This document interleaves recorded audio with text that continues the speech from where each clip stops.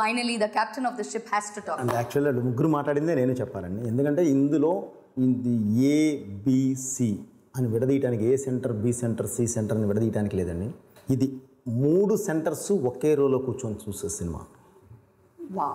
అంటే చిన్న పిల్లల దగ్గర నుంచి గ్రాండ్ మదర్ వరకు అందరూ వచ్చి ఒకే రోలో కూర్చొని చూసే ఇలాంటి సినిమా అండి ఇది. మామూలుగా అయితే కొన్ని సినిమాలు నాయి కూడా నేను కొంచెం హై ఎమోషన్ వెళ్తామండి. ఇందులో ఉండే హై ఎమోషన్ కూడా ఉంటుంది కానీ బట్ ప్రతి ఒక్కళ్ళు ఇన్వాల్వ్ అయిపోతారు. అక్కడ ఆ ఎమోషన్ కావాలి, రాకపోతే నందిడతారు. అంత ఇన్వాల్వ్మెంట్ ఉంటుందండి. కొన్ని సీన్ సిచ్యువేషన్స్ కానీ అండ్ కొన్ని అంటే నా సినిమా కాబట్టి నేను మాట్లాడడం కాదని నేను చాలా కొంత ప్రాక్టికల్గానే ఉంటాను. అదే నా ఇబ్బంది, అందుకే ఎక్కువ బయటికి రాను నేను. కొన్ని సాంగ్ ఎమోషన్స్ స్టార్ట్ అయినప్పుడు నిజంగానే అసలు తెలియకుండానే ఇదైపోతారండి. ఒక వైబ్రేషన్. అది మీరు సెట్లో అలా అంటున్నారు, మరి ఇప్పుడు అవుట్పుట్ చూసిన తర్వాత ఇప్పుడు ఎలా అనిపించింది? నేను చెప్తానండి సార్. వీడే సాంగ్ వస్తుంటుంది, జస్ట్ ఆ సాంగ్ ప్లే అవ్వలే. ఒకసారి మీరు చూడండి సార్ అన్నాడు. అంటే నేను షూటింగ్లో ఉండేది, మాట దగ్గర చూసేది కదా, ఆ సిచ్యువేషన్లో ఈ సాంగ్ వస్తుందని మాకు తెలుసు. ఆ సాంగ్ ప్లే అవ్వకముందే ఆర్ఆర్ ప్లే అవుతుంది. నీకు వద్దు సార్ ఏమీ అవసరం లేదు అంటే అసలు మన క్యారెక్టర్ని అలా తీసుకెళ్తాం. ఆర్ఆర్ కాదండి, సాంగ్లో ఉన్న ముందు ఫస్ట్ బీజిఎం ఉంటుందండి. ఆ బీజిఎంలో ఒక షాట్ ఎత్తుతాం, అమ్మాయి మీద షాట్ ఎత్తుతాము. అసలు రకుల్ని అలా చూడాలి ఆయన అంటే ఇక ఆర్ఆర్కి వెళ్ళబోతుంది. ఆర్ఆర్కి వెళ్ళబోయే ముందు ఒక్కసారి నా ప్రొడ్యూసర్ చూపిస్తాను నేను. ఒకవేళ మీద ఏదైనా చేంజెస్ ఉంటే చెప్పాం, ఒకసారి మాట్లాడిన మీరు మీదేంటో నేను చూస్తాను ఒకసారి అని. ఆ పాయింట్ ఆఫ్ వ్యూ కూడా ఆలోచిద్దాం. మేము తప్పేమో నిజంగా నేను పెద్ద పైనుంచి ఊడిపడలేదు కదా, ఒకసారి రాంగ్ చేస్తాం, కుర్రోళ్ళంతా ఫోర్స్కి వెళ్తాం. ఆ ప్రాసెస్లో ఎంత రాంగ్ జరగడానికి అవకాశం ఉంటే పెద్ద మంది ఒక 2-3 కూర్చోబెట్టి చూపిస్తాం. మీరు చేస్తారా సార్ అలాగా? చూసి తనకు అంటే అన్నీ కాదండి, కొన్ని నేను హై వెళ్ళిన వాటి మీద ఏమన్నా డౌట్ ఉంటుందా అని చెప్పి తనమని అలా చూపిస్తామండి. చూపించి ఏంటి అని అంటే అసలు నాకు ఇంకేం వద్దు సార్, అయిపోయింది. ఆ అమ్మాయి ఎక్స్ప్రెషన్తో వెళ్ళిపోయింది సినిమా అని.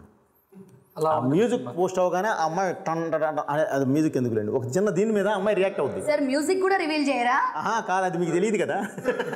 11th ఇప్పుడు వచ్చేస్తుంది. కొన్ని ఎమోషన్స్ టచ్ చేయాలంటే కూడా దగ్గర దాపుగా దీనిలో అందవండి, అంత అద్భుతంగా ఉంటాయి. అందం అన్నారంటే ఒక మాట, అందం కాదు అందవు అన్నారా? అందుకనే తన మీద ఓపెన్ చేసినప్పుడు కూడా అందమైన సీతాకోక చిలుకతో ఓపెన్ చేశానండి.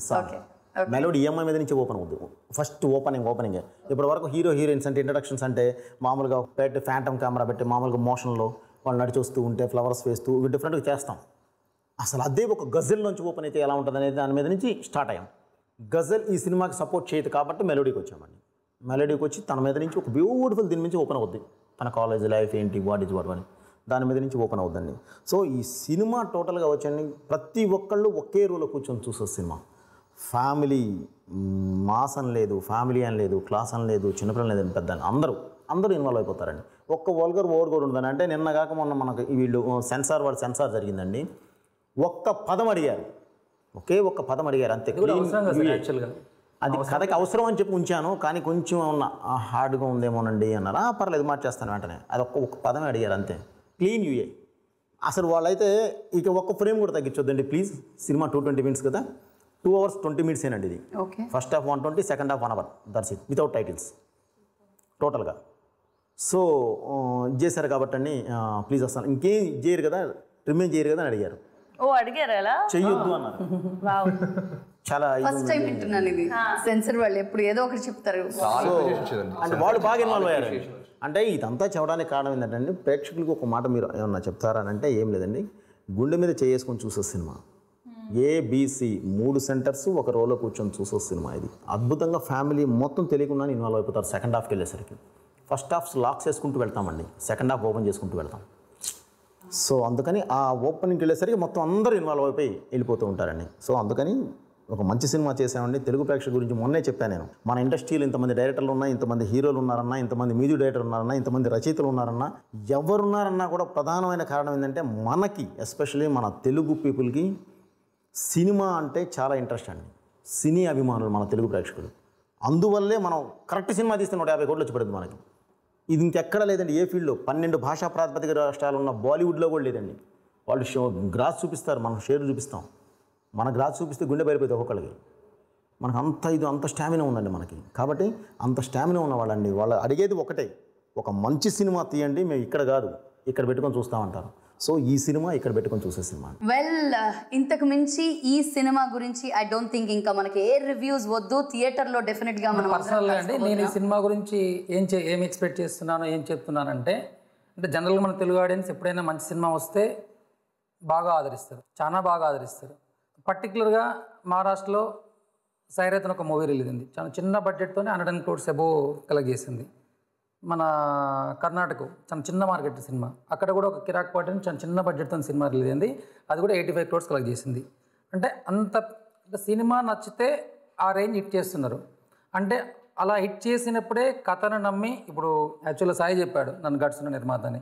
నేను గట్స్ అంటే నా గట్స్ కారణం ఏంటంటే మంచి సినిమాలని తెలుగు ఆడియన్స్ ఎప్పుడైనా రిసీవ్ చేసుకుంటారన్న నమ్మకంతోనే నేను సినిమా చేయడం జరిగింది.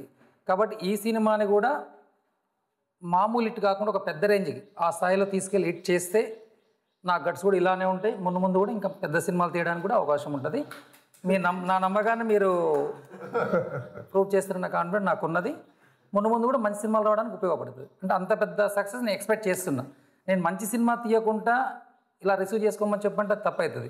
మంచి సినిమా తీసాము, అందరికి నచ్చే సినిమా తీసాము, అటువంటి సినిమాని ఇంకా నెక్స్ట్ లెవెల్ తీసుకుపోయి హిట్ చేయాల్సిన బాధ్యత మీ మీద ఉన్నది. సో డెఫినెట్లీ ప్రొడ్యూసర్ గారు చెప్పినట్టు మంచి హిట్ ఆడియన్స్ అందిస్తారని నాకు గట్టి నమ్మకం ఉంది. సీను గారు ఉన్నారు, రకుల్, శ్రీనివాస్ అండ్ రవీందర్ గారు. సో టాప్ టెక్నీషియన్స్ అందరూ కలిసి మన ముందుకు రాబోతున్నారు. అండ్ వన్స్ అగైన్ మీ అందరికీ కూడా మా బెస్ట్ విషెస్. మళ్ళీ డెఫినెట్గా సక్సెస్ మీట్లో కలుసుకుంటున్నాము. Thank you thank you so much for talking. Thank you.